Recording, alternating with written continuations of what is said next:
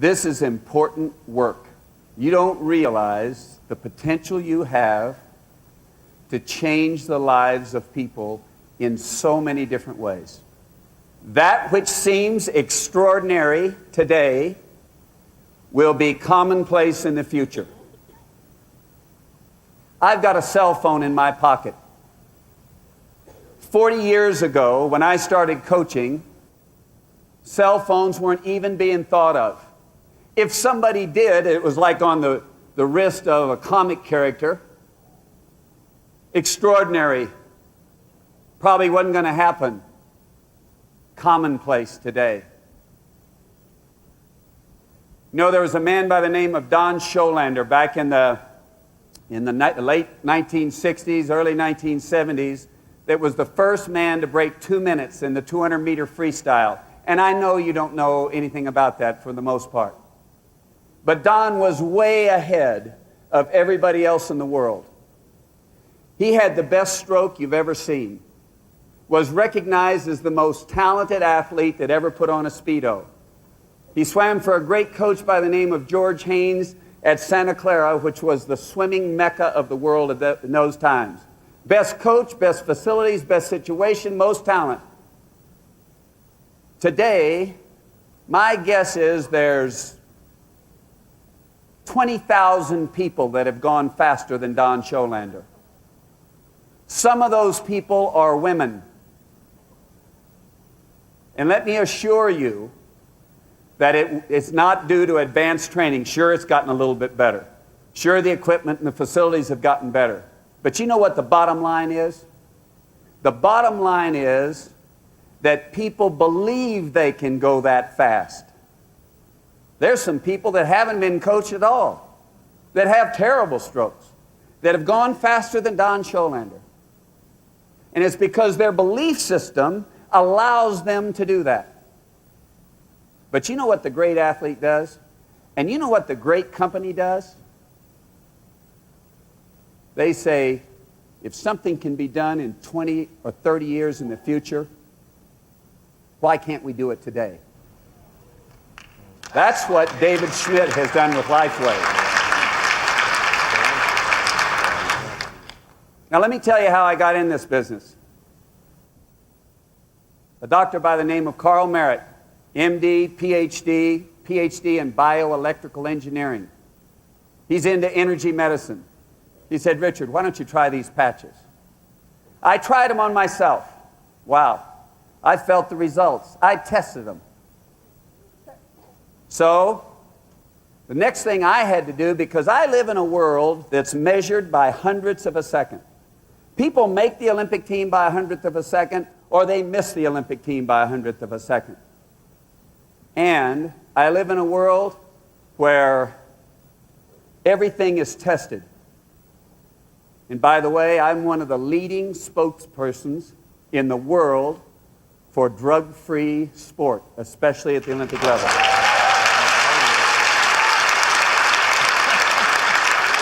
So the first thing I had to do, because I don't have to be tested. And if there's something a little bit wrong with it on me, that's okay, but not for my athletes. So I asked David Schmidt to come out to Stanford and talk to our team and talk to us about his technology. Now, ladies and gentlemen, I might have used the technology on myself or our athletes, but I wouldn't be up here in front of you today if it wasn't for David's genius, David's integrity, and David's leadership.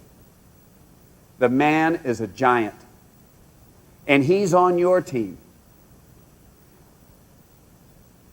He feels like he's been blessed with knowledge that he needs to get to mankind to help mankind live a higher quality of life. So when David came to talk to the Stanford swimming team, I was evaluating the character, and it didn't take long. He is a man of integrity. You can count on that. You can count on the integrity of these products. They work exactly like they're advertised. You know, the funny thing is, when you're helping people, this company will help you help people make money so that you can help more people with their quality of life. It's not a selfish thing. The money you have a chance of making is a byproduct of giving a quality of life to people. Please understand that. This is important work. Now let's talk about goals. Because in order to be successful in this business, you need to set some goals. Let me tell you how goals work. Goals are not what you wish for. Everybody in here wishes they'd be wealthy. Everybody in here wishes they could help people, or you wouldn't be here. Goals are not dreams, or they're not wishes. They're not what you might do, they're you're going to try to do. A goal is what you're absolutely going to do. It's okay to have dreams. Don't misunderstand me. But a goal is something you are going to accomplish. And it changes everything about you. So what I'm telling you is, make your goal realistic. Make it realistic.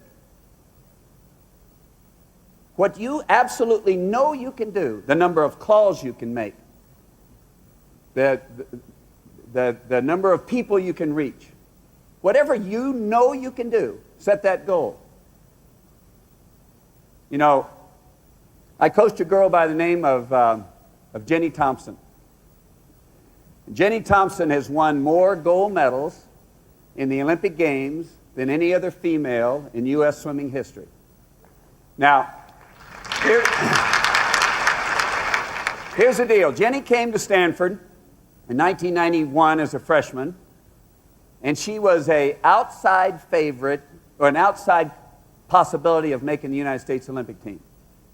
But she came in and started working hard, and part of our workout is a dry land circuit. And that's where you go from station to station and do a different exercise at each station. And we did it something like 2 minutes on and 30 seconds to get to the next station, and we had something like 20 stations. Well, one of those stations is a pull-up station. Now, ladies and gentlemen, have you ever tried to do pull-ups for 2 minutes? It's hard to hang on the bar for 2 minutes, much less be doing pull-ups. So what I would do is go up and put my hand on Jenny's waist and just help her up once she couldn't do any more pull-ups for the rest of the 2 minutes. But every time I did that, I'd whisper in her ear. And I would say, Jenny, 53, 53. I was referring to 53 seconds for a 100-meter freestyle. One day she dropped off the bar. And she said, Richard, I haven't even been 55 seconds yet. And you're saying 53. Why don't you say 54? The deal is, the goal has to be yours. It can't be my goal for you, Ken's goal for you, David's goal for you, or your leader, or your sponsor. It's got to be your personal goal. So I said, Jenny, okay. So I'm 54, 54. Well, one day she drops off the bar, by the way, turns around to me and said, Coach, it's okay. You can say 53 now. Exactly what I wanted. Now, at the Olympic trials that year, she has a fantastic swim.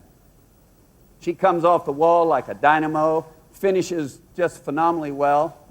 When she hits that wall, she looks up at the scoreboard, and for an instant, she's disappointed. Because the scoreboard said 54.4. And she was 53. That's what she was all about. Now, the disappointment didn't last too long, because it was a new world record. It was the first time a woman from the United States had held that world record in over 60 years. But for an instant, She was disappointed because to her core, her basic belief system was 53. It changes everything about you. A goal changes everything about you. It changes your priorities. A thought. In your life as a distributor, what if you took all the time that you spend watching television and instead you're doing your LifeWave business?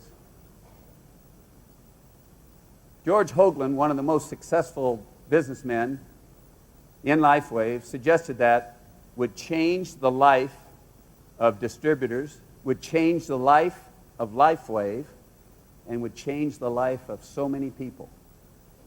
Goals change your priorities. As an athlete, it changes the way you train. Another thing goals do, they see you through the temporary plateaus and disappointments. You are going to face negativism. I've faced it. I went to the Olympic trials. Our athletes were wearing patches. All kind of rumors came out. They were all dead wrong. A lot of criticism.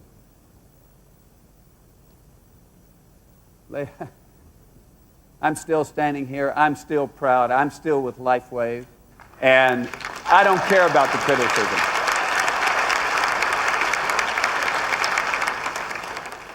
Train yourself so well that when you get to that place where you're uncomfortable or you're discouraged, that you know what your goal is and you just keep coming. If you'll do that, you can touch that wall first.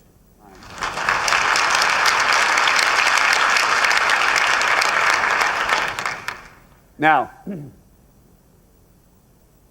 going to tell you a story. Well, by the way, there's one other thing. Goals help you do the little things on a consistent basis that'll lead to your success.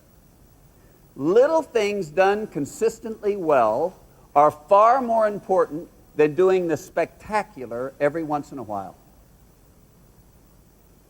You know, I watched Pablo Morales train for the 1992 Olympics. And Pablo watched a race the year before where a man by the name of Matt Biondi swimming the 100 butterfly from Cal. Now, I said it, Cal. Guber's in there. Matt Biondi was a great swimmer, by the way, but he made a mistake in the 100 butterfly in the Olympic Games in 1988. He came into the wall, and as he was reaching for the wall, he pulled his head up and back. So he pulled his hands away from the wall. His body was traveling there, but he's kind of pulling his hands away. He got beat by 100th of a second. A little mistake at the critical moment. Now, Pablo noticed that. He went to school. So in the Olympic year of 1992, every day after practice, every day, only 5 minutes, little thing, 5 minutes, Pablo worked on streamlining the finish. There wasn't a coach around. They were all going to dinner. The other athletes were gone. Pablo Morales wins the Olympic gold medal in 1992 by 3/100ths of a second. And you know what happened at the end? He came up that short. He streamlined into the wall to win. Little things done consistently well add up to the spectacular. Now, I had the honor of coaching a young lady for 3 years prior to the Olympic Games in 2000. Her name is Misty Hyman. And everybody, or a lot of people in our sport, remember that, you know, she won a race. But the whole story is that about 13 months before the Olympic Games, The United States was swimming in a meet in the Sydney Olympic pool. It was a kind of a dress rehearsal for the Olympic Games, and we were swimming against the Australians in kind of a dual meet deal called the Pan-Pacific Championships. And in the 200 butterfly, this is, again, 1 year before the Olympic Games, in the 200 butterfly, Misty Hyman goes out and at the 150, which is 3/4 of the way through the race, she's in the lead. She comes home in 36 seconds, the last 50. And Susie O'Neill, a great swimmer, comes home in about 33 seconds. Now, ladies and gentlemen, if you don't know that, that's ugly. That's like a freight train going by a hobo. And after the race, Misty is really discouraged. She's crying. And I meet her at the end of the pool. And we walked on a stairway back to the warm-up pool underneath the bleachers, kind of by ourselves. And we're walking along, and she's saying, Richard, you know, I don't even know if I deserve to try out for the team. I don't know if I deserve to be on the United States Olympic team. I just can't get the job done. She had lost to Susie O'Neill that way about 10 times in her career. So I'm walking along, and I'm thinking, what am I going to say to this girl? And I said, Misty, I know that you're the only person on the face of the earth that can beat Susie O'Neill next year in the Olympic Games. But it's not important what I know. It's important what you believe. It's not important what I know about this business, about this opportunity to help people. It's what you believe that counts. Then we're walking a little bit more, and I said, Misty, you've got 3/4 of the race figured out. All we have to do is make some changes so that you know how to get home that last 50. And you can't keep doing the same things you're doing in practice and have a different result. You've got to change what you're doing in practice in order to have a different result. Same thing in this business, ladies and gentlemen. If you haven't been successful in this business yet, other people know that can be done, therefore. Change what you're doing. Learn from the best, and they want to give it to you. So Misty Hyman made some decisions to change some things. Then she had a great year of training. She worked hard. However, for the first time that year in the NCAA championship, she did not win an individual event. Did not win an individual event. She had won her freshman and her sophomore year, but not her junior year, not the Olympic year. She was discouraged. Goals see you through your discouragement. Misty makes the Olympic team swimming her lifetime best time. And she was using a strategy, and I'm not going to go into the details, but I asked her to change her strategy. Well, I will go into it just a little bit. She was taking 9 kicks off the wall underwater. I asked her to take 6. Now, Misty had always taken 9, and she swam her lifetime best going 9, but she didn't have a chance to win a medal, or certainly not the gold medal, taking 9. She needed to make a change. This is 4 weeks before the Olympic Games. I asked her to change her strategy from her best time in order to get to a higher level. Again, do you think that's my decision? It's Misty's decision. Well, Misty made the change and had a phenomenal training camp. Just extraordinary. Now, when Misty Hyman comes into the wall and makes her turn, she brings her knees up first and does a back somersault and gets her breath late in that somersault. Her 2 main competitors in that race come into the wall, raise their head first for a breath, which makes their body long. They can't rotate from there.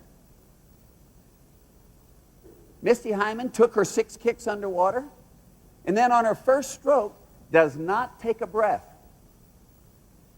So she's taking the momentum of the swim right from the wall into the swim. The other 2 girls take 2 kicks underwater. They come up and get a breath, and they're vertical. Now, one of those people swimming, and then they have to restart, by the way. One of those people swimming is Susie O'Neill. Susie O'Neill was a defending Olympic champion. She was the world record holder. She hadn't lost the 200 butterfly in 6 years. But somebody wasn't paying attention to the details, to the little things. Somebody let the training... You know what happened? Somebody decided, and I don't know whether it's the coach or the athlete, decided to skip part of the training. Now, she was a hard worker. She was strong. She had experience. But she was allowed to make mistakes in practice that at the critical moment in the race caused her not to win. On the other hand, Misty, when she comes out and doesn't take that breath, she didn't have to think about that because it was part of her training. She did it every day in practice. She didn't have a decision to make. The past does not equal the future. You can change your future. You can change the future of others. The past does not equal the future. What she said in the interview after the race, Jim Gray asked her, Misty, did you know that you were going to win the race? Did you really believe you could win it? And she said, yes, I do. I did. I believed I could win it. The doubts kept creeping in, but I pushed them away. When she made her turn on the last turn, she said, I've been here before, but today's my day. Ladies and gentlemen, today's your day. Live your goals.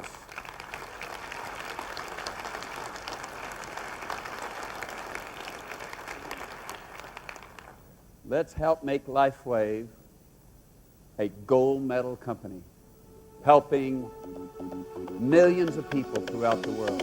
Thank you very much for your time.